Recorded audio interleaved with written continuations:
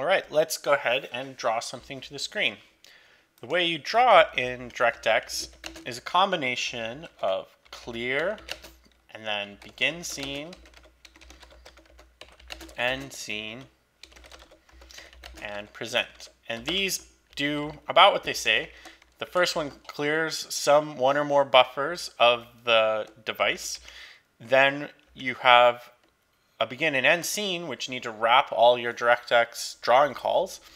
And then you have a present, which takes whatever you've drawn and advances it through the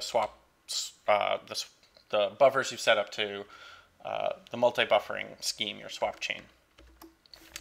So the first function is clear, and it takes a handful of parameters that we'll go ahead and look up. And the easiest way to do this typically, since the function is just all clear, is say the method or the interface parameter and then clear, and that tends to get you where you want to go. So clear. The first parameters are a set of rectangles which we want to actually clear. We want to clear the whole screen, so null and 0 is totally fine way to do that. Next is the set of which buffers we actually want to clear: the stencil, the Z buffer, and the target, the output buffer. We're not going to deal with the stencil and Z buffer yet, so we're just going to clear the target buffer. Next is the color we want to clear with that buffer, and that's a D3D color. And we'll go ahead and use this macro to clear that, to set that color. And we'll just go ahead and say kind of bluish as a reasonable color to know that we've done something. And next are the values for the Z buffer, which we're not actually doing anything with, but we can put in good defaults anyway, and the stencil buffer. All right, so that's the clear.